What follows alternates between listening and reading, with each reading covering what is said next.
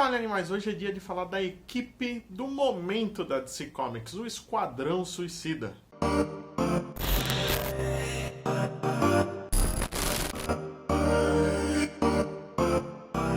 Se você tem acompanhado as notícias do novo filme do Esquadrão, você sabe que o roteirista e diretor James Gunn diz ter se inspirado em filmes de guerra antigos, dando como principal exemplo os 12 Condenados. E agora que a gente vai ver a história do Esquadrão nos quadrinhos, a gente vai entender bem o porquê que ele se inspirou neles. Criado por Robert Kanigher e Rosandro em 1959, o Esquadrão Suicida surgiu em The Brave and Bold 25 e era muito diferente da equipe que a gente conhece hoje. Ela era uma força militar reunida para enfrentar ameaças que fugiam do comum. Vale lembrar que nesse período os super-heróis tinham saído da moda, então tinha muita HQ de ficção científica e terror, e esse esquadrão meio que transitava pelos dois, enfrentando monstros alienígenas, e era composto apenas por humanos comuns. O coronel Rick Flag e a enfermeira Karen Grace eram os principais integrantes, veteranos da Segunda Guerra, mas eles eram acompanhados de 2 cientistas, Hugh Evans e Jazz Bright. O esquadrão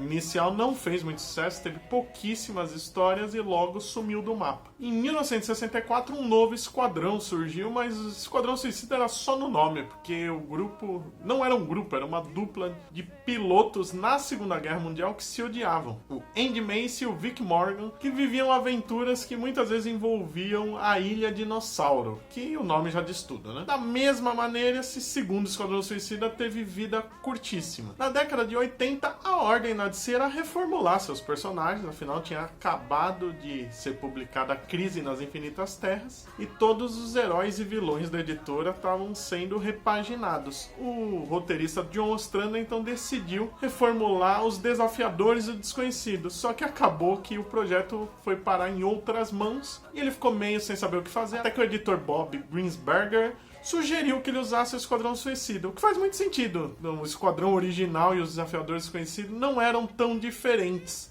Eram grupos de exploradores. Só que o que o Ostrander fez com o Esquadrão Suicida a partir daí foi sim totalmente diferente. Estreando na saga Lendas em 1987... É 87 mesmo, porra. Esse novo Esquadrão Suicida foi reunido pela burocrata Amanda Waller, que era a mulher mais durona da DC e é até hoje. Ela é uma pessoa sem poderes, gordinha, baixinha, mas que mete medo até no Batman. A ideia dela era simples. Ela deu de cara com os arquivos das versões anteriores do Esquadrão e achou uma boa ideia. Mas ela não queria sacrificar militares em missões suicidas. A ideia dela, então, foi convocar supercriminosos que fariam as missões em troca da diminuição de suas penas.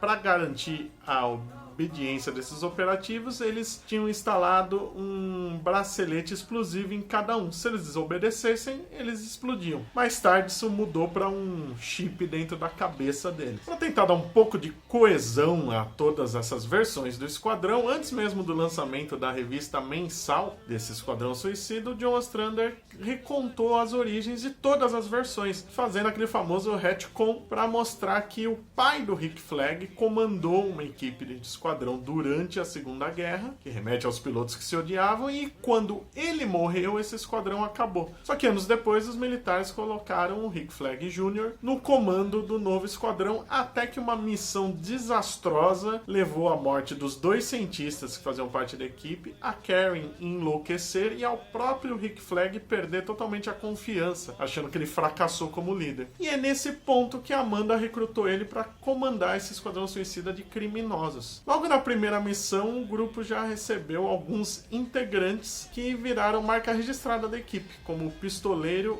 o Capitão Boomerang e o Tigre de Bronze. E também nessa primeira missão teve a primeira baixa, que virou algo corriqueiro nas missões do Esquadrão Suicida. A revista mensal escrita pelo John Ostrander durou 66 edições e durante as aventuras era muito comum a gente ver vilões que morriam nas missões, seja morrendo em combate ou porque simplesmente desobedeceram e tiveram seus braços braceletes explodidos, traições aos montes, conflitos internos e até algumas mudanças de status quo, porque em certo momento o governo não admite mais o esquadrão e a Amanda transforma o grupo numa equipe de mercenários. O Esquadrão Suicida vira e mexe era meio que emprestado para outros agentes da lei. Foi assim, por exemplo, que eles tiveram uma missão no Havaí sobre as ordens do policial Sam Mokoa, na época do Superboy de jaquetinha no Havaí, e foi a primeira vez que o Tubarão Rei, que viria a se tornar um membro importante da equipe, foi recrutado. Em outros momentos eles trabalharam para Cameron Chase, agente do DOI, que está em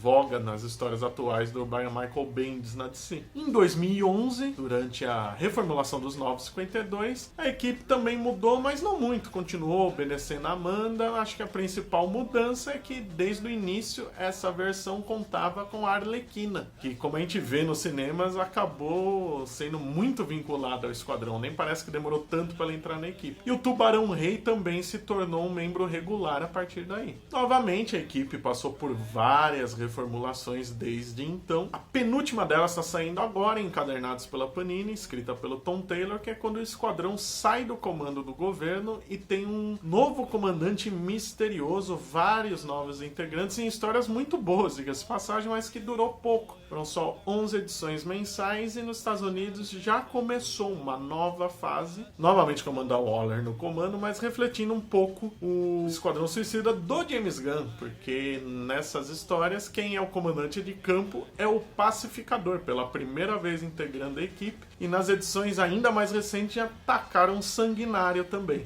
O Esquadrão Suicida sempre fugiu do lugar comum, seja porque tinha histórias totalmente ligadas à Guerra Fria, seja porque as missões da equipe raramente saem como planejada, ou pelo simples motivo de ser uma revista de super-heróis quase sem super-heróis, já que são super vilões. Se você tem curiosidade de conhecer o Esquadrão, corre atrás desse encadernado que saiu já o primeiro dessa fase, Tom Taylor, e a Panini também está lançando o primeiro encadernado do Esquadrão do John Ostrander, vale muito a pena. Bom, ficamos por aqui, deixa o seu like, se inscreva no canal, compartilhe com os amigos e até o próximo vídeo.